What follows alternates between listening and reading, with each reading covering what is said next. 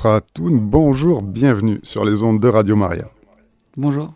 C'est l'occasion pour nous de vous découvrir tout d'abord, car nous vous découvrirons plus amplement et avec le son qui va bien. Ce sera le 6 mai à 20h30 dans le diocèse de Fréjus-Toulon à La Castille. J'en profite pour rappeler que c'est le dernier jour pour nos tarifs préférentiels à Radio Maria. Ensuite, ce sera plein pot. Alors, Fratoun, vous êtes le fondateur de ce groupe de reggae chrétien, résolument chrétien, et vous avez eu cet appel à servir le Seigneur assez tôt, je crois, à travers la pratique artistique. Voilà, ouais, c'est à 12 ans où j'ai décidé de fonder ce groupe avec mon frère pour parler de l'amour de Dieu, tout simplement. Un amour de Dieu qui vous a visité, qui vous a touché de par une famille pratiquante, enracinée dans... Oui, en fait, je suis le dernier d'une famille de 10 enfants. Oui. Et une famille chrétienne. Et mes parents m'ont transmis la foi, moi, mes frères et sœurs. Et j'ai grandi vraiment dans cette pratique de la prière quotidienne, la lecture des évangiles tous les jours, tous les soirs, à la prière du soir avec ma famille. Et à l'âge de 12 ans, en fait, je commençais à ressentir une forme de petite lassitude. Vous voyez, il y a toutes les questions de l'adolescence qui se posent. Arrivé à un certain âge, on a envie de s'approprier les choses, on a envie de comprendre les choses, et on sort un petit peu de cette enfance spirituelle qui est magnifique, qui est un pays dans lequel on a envie de revenir ensuite toute notre vie d'adulte. Mais le fait est qu'on sort de cet âge d'enfance et on commence à se poser des questions. Et j'ai commencé à me poser des questions, pas vraiment douter, mais à me dire, est-ce que vraiment le Seigneur est vraiment là, à côté de moi tout le temps? Est-ce qu'il se soucie vraiment de moi? N'est-ce pas juste un grand architecte qui fait son œuvre de manière un petit peu haute? Voilà, je commençais un petit peu à me poser des questions et je n'avais pas fait encore cette expérimentation de l'amour de Dieu. Et en fait, un dimanche soir, mes sœurs m'ont emmené à un groupe de prière charismatique à la paroisse de ma ville, Boulogne-Billancourt. Et j'y suis allé et des personnes ont prié pour moi et je me suis senti aimé par Dieu. J'ai ressenti son amour. Ça a été vraiment une rencontre intérieure, en fait. Une rencontre d'amour, et j'en suis sorti avec un désir fou, un désir profond d'en parler.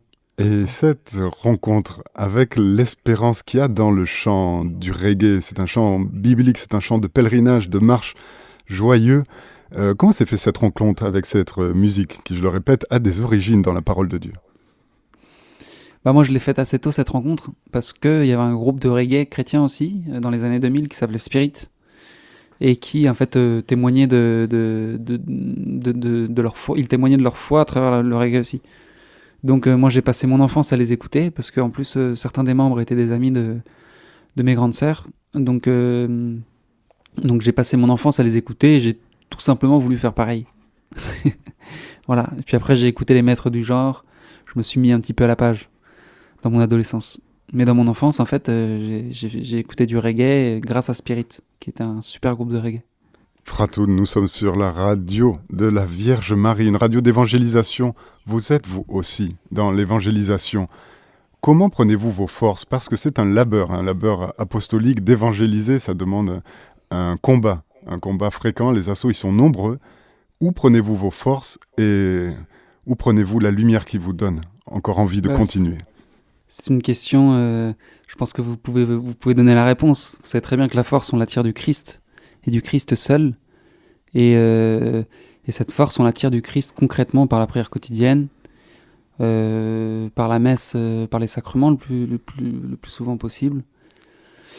Ça demande effectivement, lorsqu'on se met au service de Dieu, de rester près de lui, en fait. De rester près de lui par les sacrements que nous offre l'Église et par l'oraison, par la prière.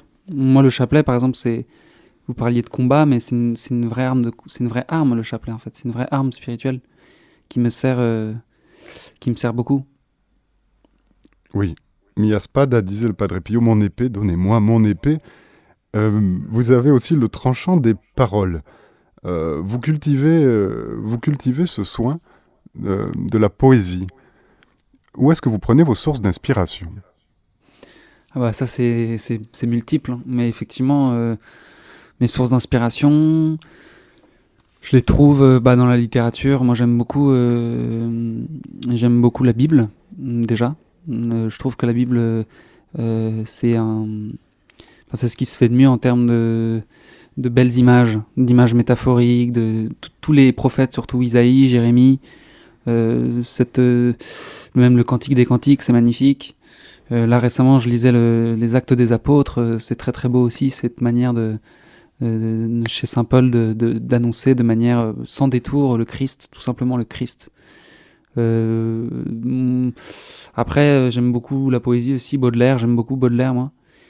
Je m'inspire un peu aussi des chansons françaises aussi, des chansons bien écrites. J'aime beaucoup tous les grands écrivains moi, de chansons. Gainsbourg était celui qui avait une des plus belles plumes, je trouve. Brel forcément. Là je parle vraiment d'écriture, hein. Après pour la musique c'est autre chose, je suis plus porté vers le reggae roots jamaïcain. Mais en fait c'est très multiple, hein, les inspirations. C'est dur d'en parler parce que en fait, chaque chanson aussi a son inspiration. Je pourrais parler de l'inspiration de chaque chanson. Mais en général, je m'inspire beaucoup de l'ambiance de la Bible. J'aime bien l'ambiance métaphorique de la Bible. Cet enracinement dont vous parliez dans la parole de Dieu, dans le rosaire, dans l'oraison, une vie chrétienne cohérente et conséquente, c'est dans le groupe entier que vous vivez à ce niveau-là. D'ailleurs, voulez-vous bien vous présenter ? Combien êtes-vous dans ce groupe Les Guetteurs ? Dans le groupe, on est 6. Alors, il y a moi à la guitare, il y a Guillaume au clavier, Ludwig à la guitare et au chœur, Vincent à la batterie et au chœur, Mathieu à la basse et Damien à l'ingénieur du son. Et non, je parlais pour moi. Maintenant, chacun dans le groupe a sa manière de vivre sa foi et a sa manière de mener le combat de la vie. Maintenant, moi, je parlais pour moi. Hein. Je ne peux que parler en mon nom en ce qui concerne la vie intérieure. Mais en tout cas, oui, ma vie intérieure aujourd'hui est rythmée par le chapelet. Ouais. Rythmée par le chapelet, bienvenue à Radio Maria, la radio du Rosaire. Et vous êtes aussi comme nous, dans le sens où vous voulez être libre. Là, maintenant, vous décidez de placer par des plateformes d'autofinancement. De même que nous vivons de dons à Radio Maria, que nous ne dépendons ni de la publicité, ni des diocèses ou autres, vous lancez là une campagne de financement. Ce sera votre prochain album, hein, c'est ça ? Roi, ouais, qui se termine très bientôt, dans 12 jours. Ça se termine dans 10 jours. Eh oui, eh oui. Alors, dites-nous-en un petit peu plus de ce beau projet. On sort un album le 1er juin, et un album qu'on a appelé Roi. Roi pour, en fait, tout simplement servir le Christ, voilà, parce que c'est notre roi, tout simplement. Par la croix, il nous a rachetés, et on a voulu lui rendre grâce pour ça, donc on a voulu lui sortir un album juste à son service, et lui dédier entièrement. Et effectivement, donc du coup, on a lancé une campagne de financement, surtout en fait une campagne de précommande. En fait, ça permet aux gens, en échange d'un certain montant, d'avoir des contreparties. Donc les contreparties, ça peut être un album dédicacé, un t-shirt, des éditions spéciales de nos précédents albums, des bracelets. Je propose même d'écrire une chanson pour la personne qui met 300 €. Si une personne met 300 €, je lui écris une petite chanson d'1 minute.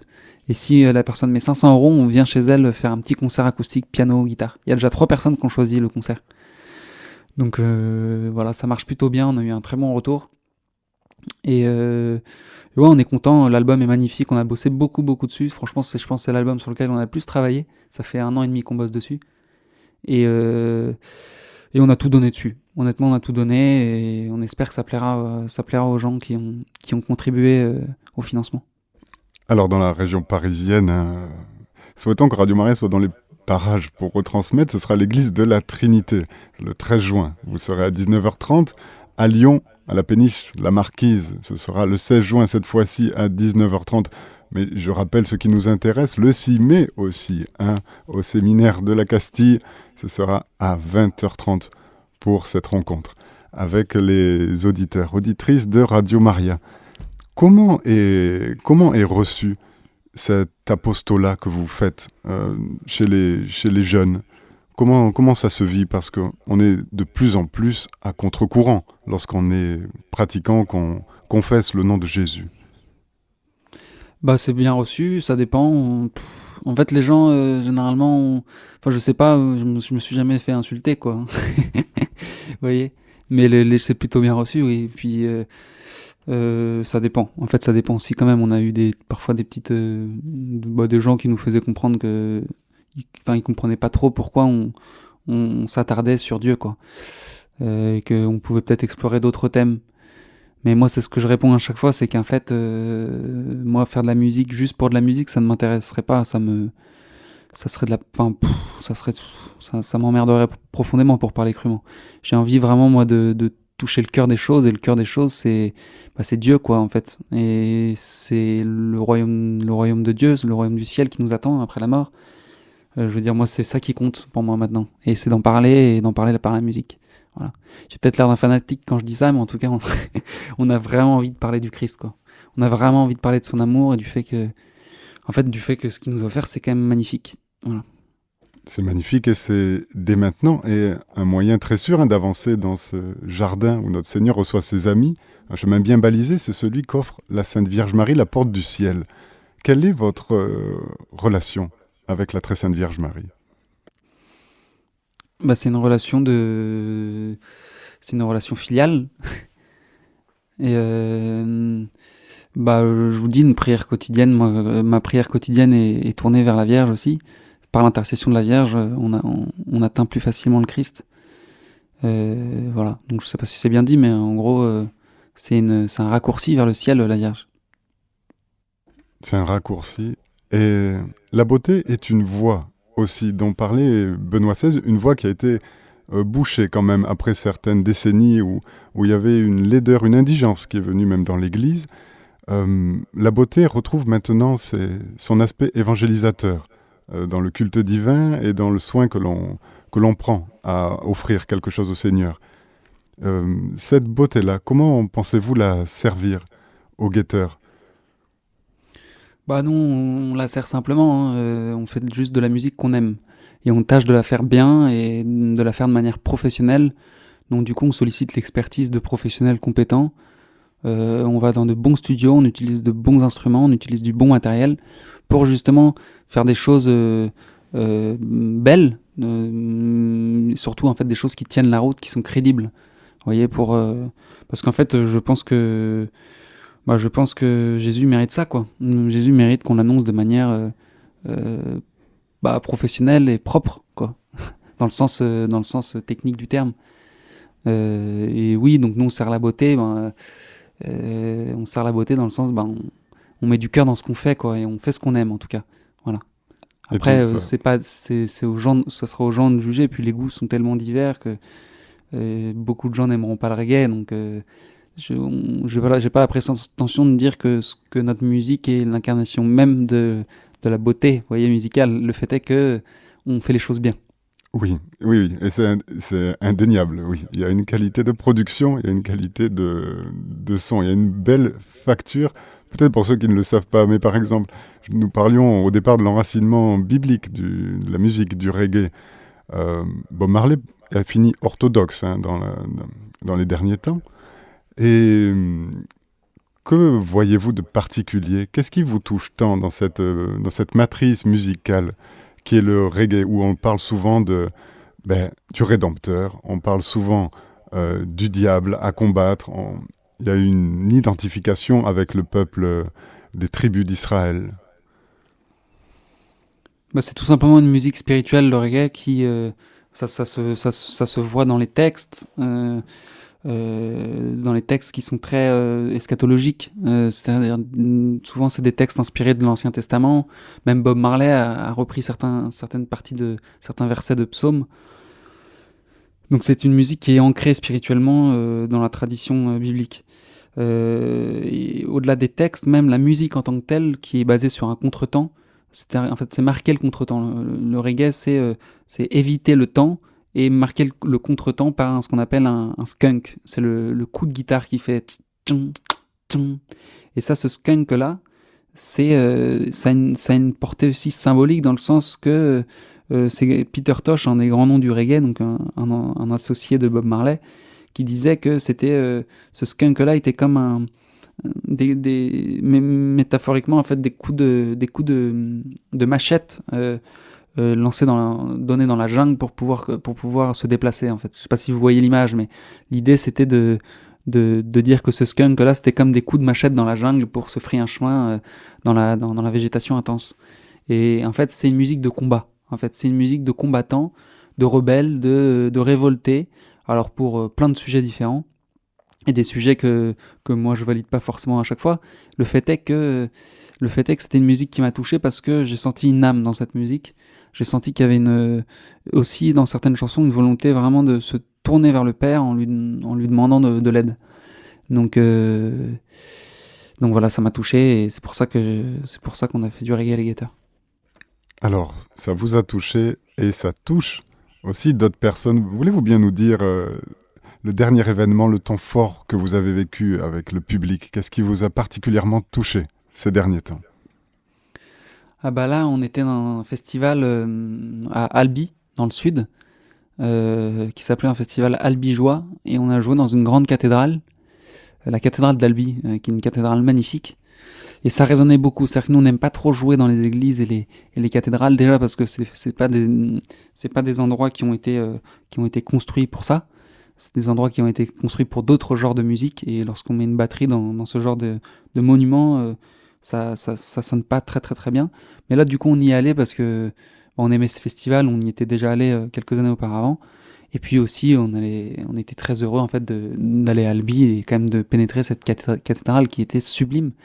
Et on a joué dans cette cathédrale et on a eu un concert en fait qui était mine de rien très fort, très très fort, parce que on sentait qu'il y avait de la prière aussi bien dans le public que même sur scène, même les musiciens ont été touchés. Je sais que j'ai mon ami Mathieu qui est venu me voir après le concert, qui est le bassiste du groupe et qui m'a dit qu'il avait été touché pendant le concert par une forme d'onction qui était là, quoi. Donc c'était assez beau.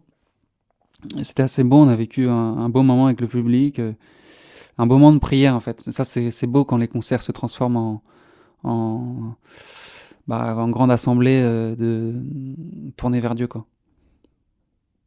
Alors je ne sais quelle relique il y a à Saint-Albi, mais il doit en avoir quelques-unes.